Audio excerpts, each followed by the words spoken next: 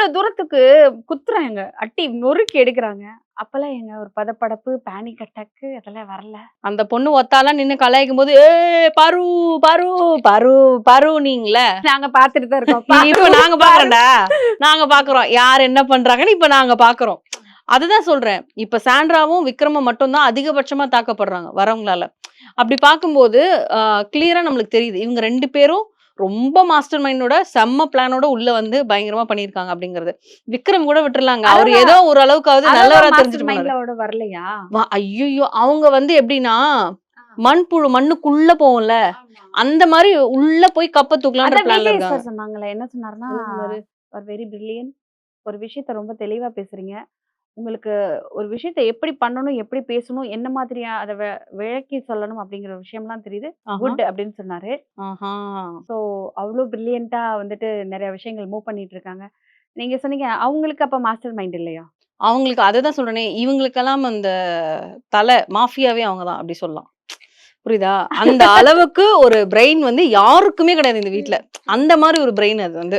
உண்மைதான். எஸ். அது எந்த அளவுக்கு அப்டின்னா வந்து, கானா வினோத் அவர்களை வந்து பிரெயின் வாஷ் செய்யப்பட்டு, இன்னைக்கு கேஷ் பாக்ஸ் அவர் எடுத்திருக்காருன்னா, அதுக்கு முக்கிய காரணம் அவங்க தான். இல்ல நிஜமாவே அரோரா தான் பண்ணாங்களா? ஆமாங்க. என்ன சொன்னாங்க? எனக்கு ஏங்க பார்க்கல. நெறைய பேர் என்கிட்ட கேட்கறாங்க, "ஏன் கானா வினோத்துக்கு அறிவு இல்லையா?"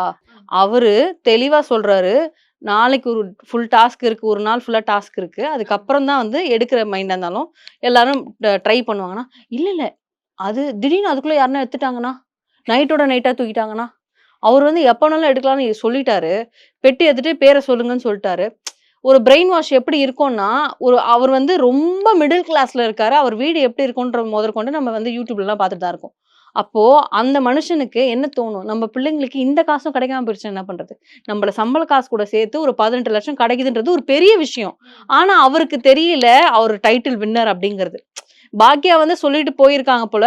ஆனா, ரொம்ப அது நம்பக்கூடிய வகையில அவங்க சொல்லல. அவங்க வந்து போனதுக்கு அப்புறமா ஒரு கன்ஃப்யூஸ்ட்ல தான் இருந்தாரு. என் பொண்டாட்டி வந்தா சரியாவே எதுவும் சொல்லாம போயிட்டான்ற மாரி தான் சொல்லிட்டு இருந்தாரு அவரு. இவரோட கமருதீன் அவங்க ஃப்ரெண்ட் வந்து பேசும்போது. இப்ப அந்த அளவுக்கு அவர் வந்து கன்ஃப்யூஸ்டா இருக்கும்போது, இன்னைக்கு காலையிலேருந்து வேற இந்த வாட்டர் மெலன் ஏன் தான் உள்ள அனுப்பிச்சாங்களோ சீக்கிரமா தெரியல.